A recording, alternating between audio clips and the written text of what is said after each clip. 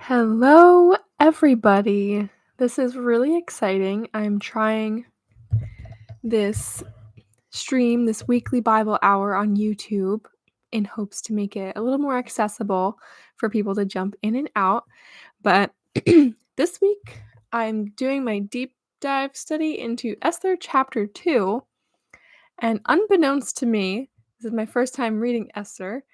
Um, This chapter has a lot of meat and potatoes in it, so I think we should get started right away. All right, hopefully this microphone being over here will be fine. Okay, we're gonna iron out all the kinks of this. Okay. So I'm just gonna get right on into it, get started in chapter 2. You can follow along. I usually read the entire chapter first, and then I go back in chunks, line by line, to go through it. So, chapter 2. After these things, when the wrath of King Ahasuerus subsided, he remembered Vashti, what she had done, and what had been decreed against her. Then the king's servants who attended him, sorry, I'm going to just move this over. Hopefully that's a little better.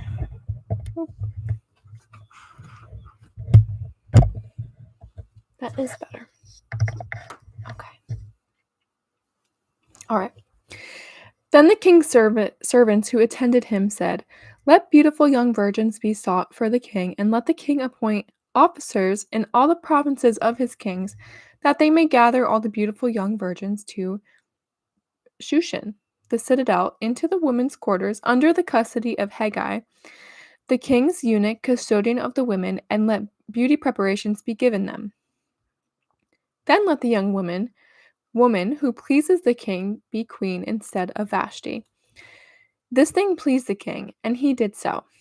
In Shushan, the citadel where the certain Jew whose name was Mordecai, the son of Jair, the son of Shimei, the son of Kish, a Benjamite, Kish had been carried away from Jerusalem with the captives who had been captured with Jeconiah, king of Judah, whom Nebuchadnezzar, the king of Babylon, had carried away, and Mordecai had brought up Hadassah, that is, Esther, his uncle's daughter, for she had neither father nor mother.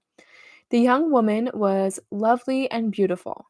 When her father and mother died, Mordecai took her as his own daughter. So it was when the king's command and decree were heard, and when many young women were gathered at Shushan, the citadel, under the custody of Haggai, that Esther was also taken to the king's palace, into the care of Haggai, the custodian of the women. Now the young woman pleased him, and she obtained his favor. So he readily gave beauty preparations to her, besides her allowance.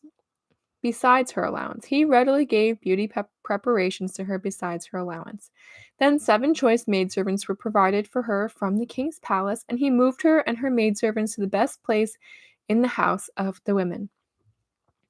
Esther had not revealed her people or her family, for Mordecai had charged her not to reveal it, and every day Mordecai paced in front of the court of women's quarters to learn of Esther's welfare and what was happening to her. Each young woman's turn came to go into King Ahasuerus after she had completed 12 months' preparation, according to the regulations for the women, for thus were the days of their preparation apportioned: 6 months with oil of myrrh, and 6 months with perfumes and preparations for beautifying women. Thus prepared, each young woman went to the king, and she was given whatever she desired to take with her from the women's quarters to the king's palace. In the evening she went, and in the morning she returned to the second house of the women, to the custody of Shagus, the king's eunuch who kept the concubines. She would not go in to the king again unless the king delighted in her and called for her by name. Now when the turn came for Esther, the daughter of Abihail, the uncle of Mordecai, who had taken her as his daughter to go into the king, she requested nothing but what Haggai, the king's eunuch, the custodian of the women, advised. And Esther obtained favor in the sight of all who saw her, So Esther was taken to King Ahasuerus into his royal palace in the 10th month, which is the month of Tebeth, in the 7th year of his reign. The king loved Esther more than all the other women, and she obtained grace and favor in his sight more than all the virgins. So he set the royal crown upon her head and made her queen instead of Vashti. Then the king made a great feast, the feast of Esther, for all his officials and servants. And he proclaimed a holiday in the provinces and gave gifts according to the generosity of a king. When virgins were gathered together a second time, Mordecai sat within the king's gate. Now Esther had not revealed her family and her people, just as Mordecai had charged her, for Esther obeyed the command of Mordecai as when she was brought up by him. In those days, while Mordecai sat within the king's gate, two of the king's eunuchs, Bigthan and Teresh, doorkeepers, became furious and sought to lay hands on King Ahasuerus. So the matter became known to Mordecai, who told Queen Esther, and Esther informed the king in Mordecai's name. And when an inquiry was made into the matter, it was confirmed, and both were hanged on the gallows, and it was written in the book of Chronicles in the presence of the king. So there is a lot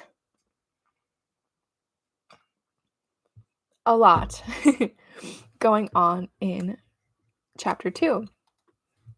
So I did a little bit of research going into this chapter, and from chapter 1, there is about like a 4-year span between chapter 1 and chapter 2.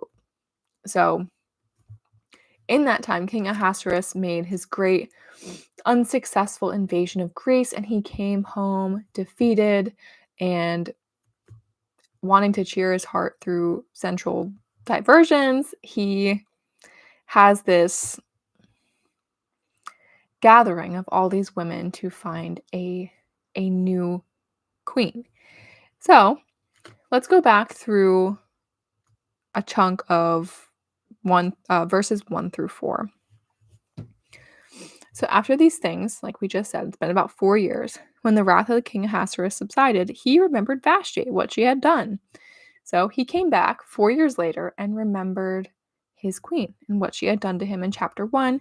If we remember previously, she basically embarrassed him in front of a lot of higher up officials as part of Ahasuerus' cabinet. And it became a royal decree that he would find a new queen that was better than Vashti to basically replace her. Then the king's servants who attended him said, "Let beautiful young virgins be sought for the king, and let the king appoint officers in all the provinces of his kingdom, that they may gather all the beautiful young virgins to Shushan, the citadel, into the women's quarters, under the custody of Hegai, the king's eunuch, custodian of the women, and let beauty preparations be given them. Then let the young woman who pleases the king be queen instead of Vashti." So the plan was to assemble all these women from the most beautiful women of the land, bring them into a harem for the king, and to choose the most favorable woman, the most beautiful woman from the group, and have her be queen instead of Vashti. So I also found in my studies while I was going through this chapter that the ancient Jewish historian Josephus says that Ahasuerus had a total of 400 women selected. So there was an awful lot of women at the citadel here for this purpose. So just to put that into a little bit of perspective. All right, let's look at verses 5 through 7. And Shushan, the citadel, there was a certain Jew whose name was Mordecai, the son of Jair, the son of Shimei, the son of Kish, a Benjamite. Kish had been carried away from Jerusalem with the captives who had been captured with Jeconiah, king of Judah, whom Nebuchadnezzar the king of Babylon had carried away. And Mordecai had brought up Hadassah, that is Esther, his uncle's daughter, for she had neither father nor mother. the young woman who was lovely and beautiful. When her father and mother died, Mordecai took her as her own. So Mordecai, the cousin of Esther, came to Persia in one of the waves of relocation that the Babylonians imposed on Judah when they had conquered the land. And Mordecai he raised Esther, his uncle's daughter, who we see had passed away, and her mother had also passed away. So she was an orphan, essentially.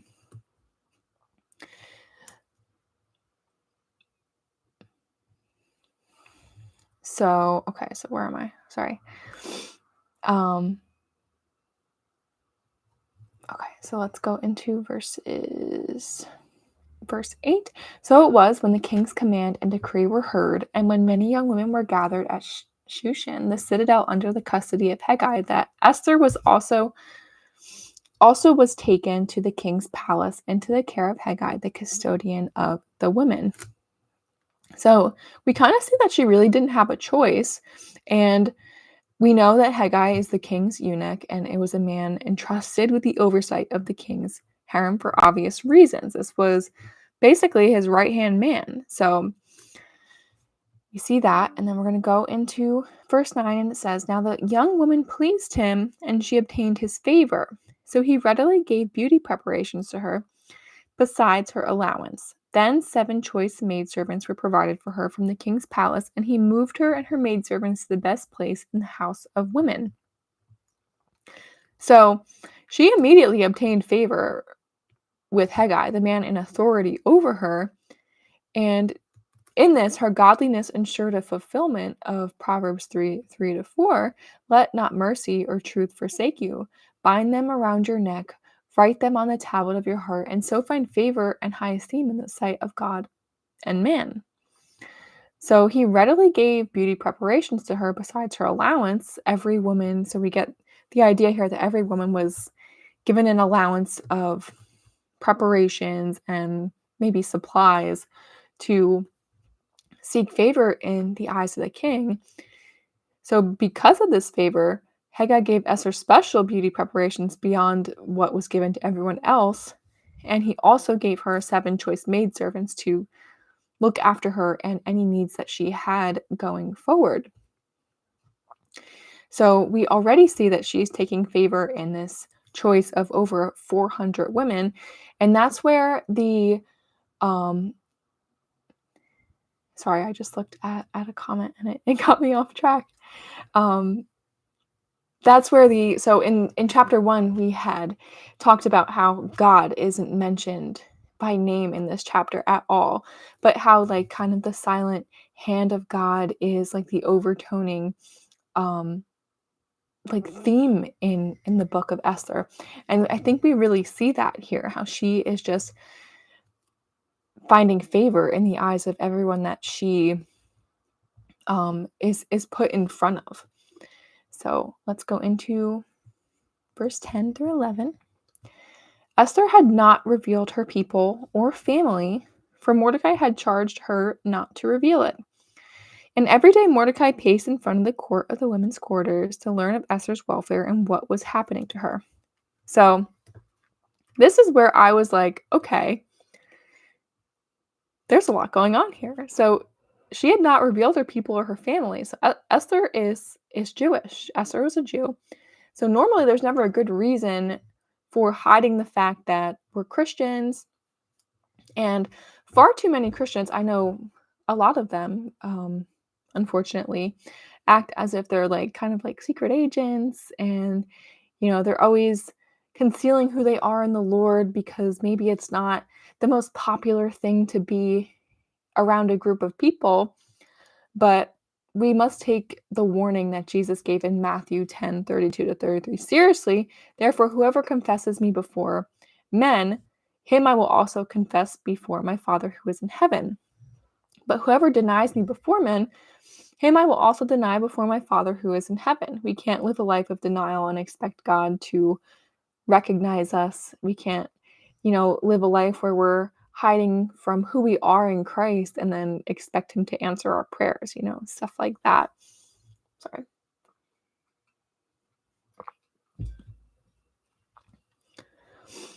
But we see here, and this is where I felt in my heart that Mordecai cares very deeply for her. We know that he had brought her up as a child, and now she's a young woman. He paced in front of the court of the women's quarters to learn of Esther's welfare and what was happening to her, because he might have been fearful about, what could happen to her, and he wanted the best for her. So we do recognize that there are situations where God may have us be maybe a little reluctant about our Christian identity, but not for the purposes of permanently concealing it, but waiting for the opportune moment to reveal it. And a good example of some situations where this might be more beneficial is when we've been approached by, like, say, a Jehovah's Witness or a Mormon, and do it not to deny Jesus, but to seize a strategic opportunity to share the gospel with somebody who is unsaved. So anyway, every day he paced in front of Esther's court, and his great interest in her state of well-being shows his love and concern for her in a potentially very dangerous place, which is very great that she has someone looking over her like that.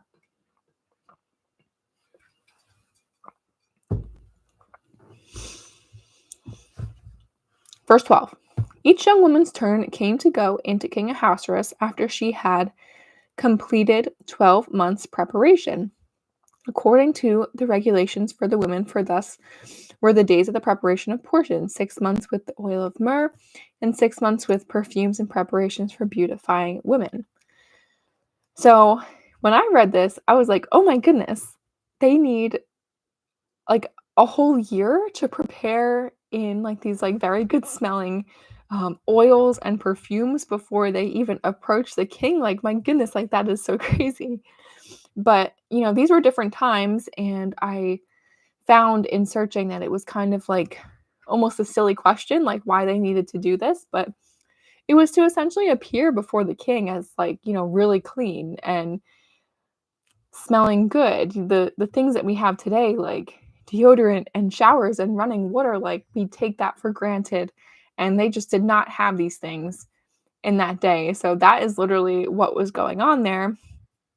They were preparing to step in front of the king in essentially a physically clean manner. And also, I found too that Persia was one of the many countries famous for like its aromatic perfumes and different customs that maybe we see today, but they were like plucking of eyebrows, the painting of hands, like with henna that we see today, facial makeup, and applications of like beautifying paste all over their body.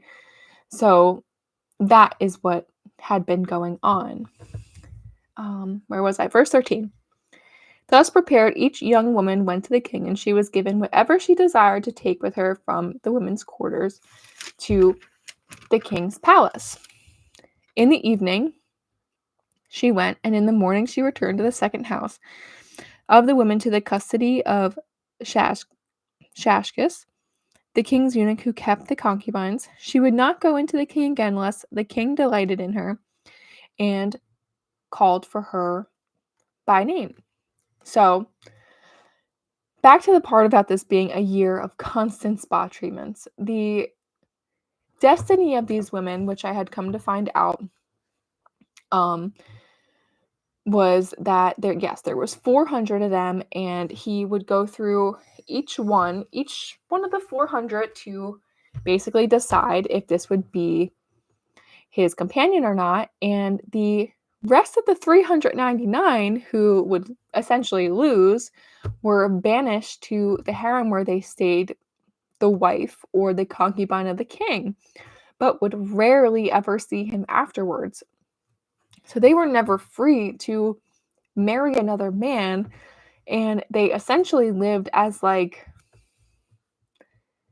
if I get tired of this wife, or if should she do something to me, I will then consider you, but you could never marry another man. So essentially they're living as like widows for the rest of their lives. And I'm at like, these women are young. They're probably for the time, like older teenagers or maybe even like younger 20s. So think about that. That's a lot to take on at that age. Verse 15. Now when the turn came for Esther, the daughter of Abihail, the uncle of Mordecai, who had taken her as his daughter to go in to the king, she requested nothing but what Hegai the king's eunuch, the custodian of the women, advised, and Esther obtained favor in the sight of all who had saw her. So Esther was taken to King Ahasuerus into his royal place in the 10th month, which is the month of Tebeth. In the 7th year of his reign, the king loved Esther more than all the other women, and she obtained grace and favor in his sight more than all the virgins. So he set the royal crown upon her and made her queen instead of Vashti. Then the king made a great feast, the feast of Esther, for all his officials and servants, and he proclaimed a holiday in the provinces and gave gifts according to the generosity of a king. So we see that Esther requested nothing but what Hegai, the king's eunuch, who was the custodian of the women, had advised. So her humble wisdom was shown in the way that she was allowed the custodian of the women to assist her in preparations, but she didn't take more than sorry, it is very dry in here.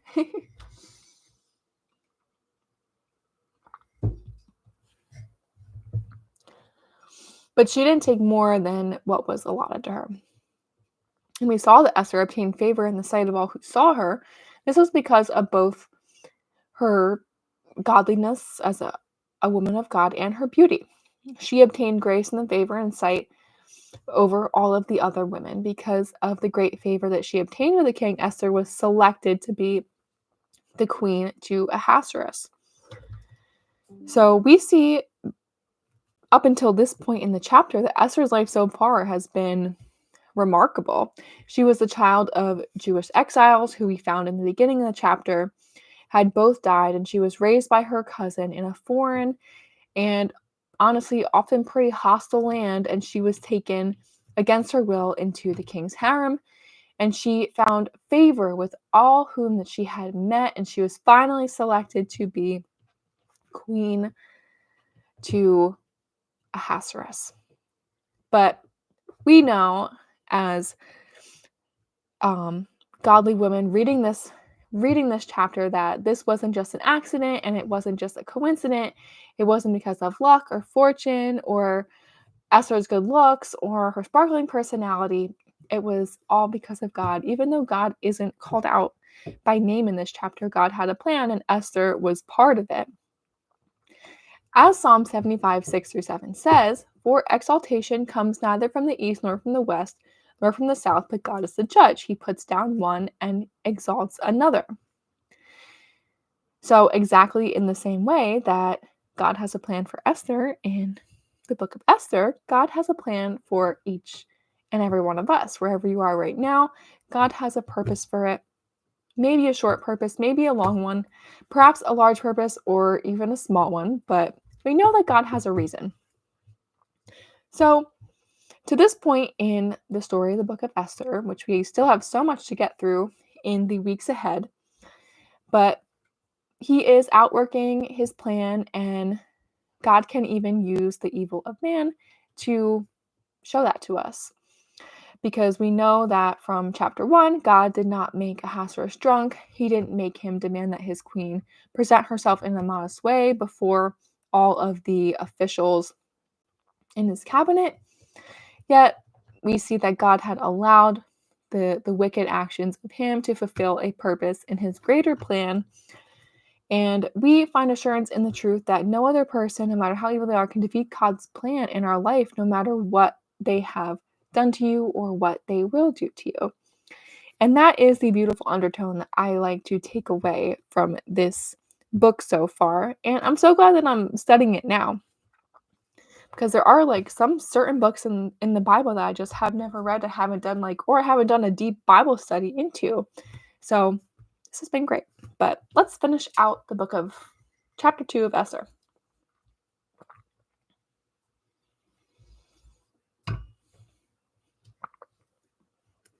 Okay.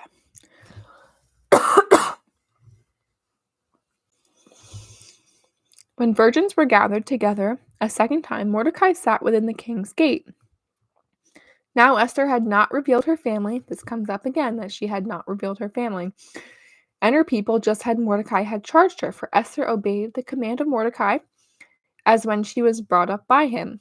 In those days, while Mordecai sat within the king's gate, two of the king's eunuchs, Bigthan and Teresh, doorkeepers, became furious and sought to lay hands on King Ahasuerus. So the matter became known to Mordecai, who told Queen Esther, and Esther informed the king in Mordecai's name.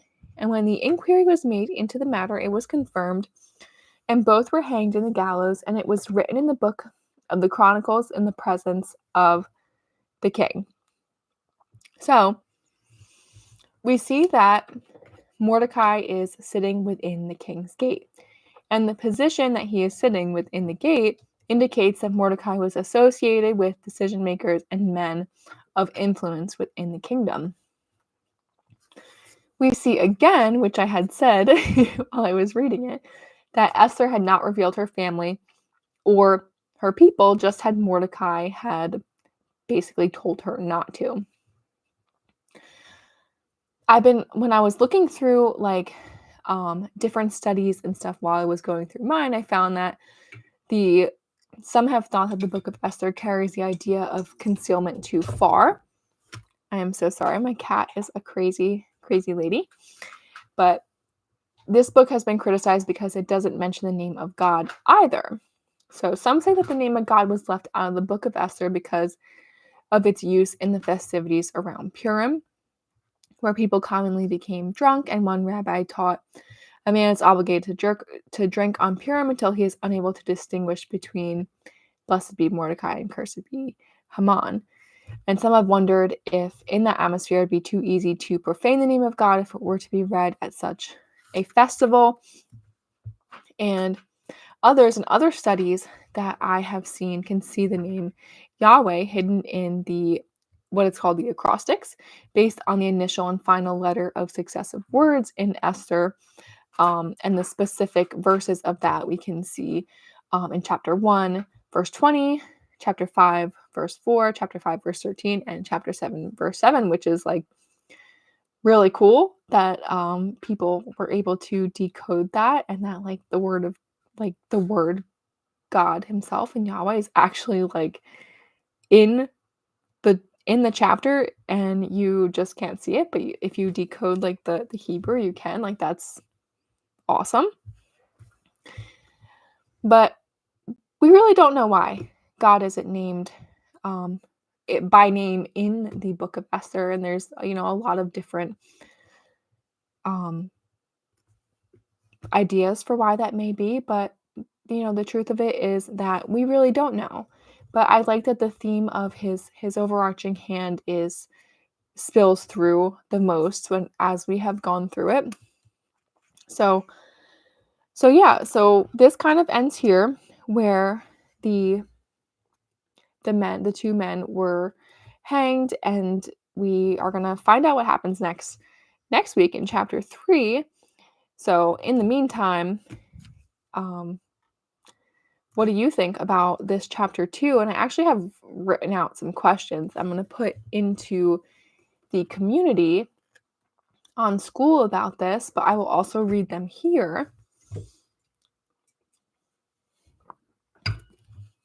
So 2 questions that I have for you for the group is, how would you compare the person you were with the person you are? Can you see God's hand shaping and molding you? And what does this teach you about patience? So that's a multi-part question, but I felt that was a good question to do with the theme of this chapter.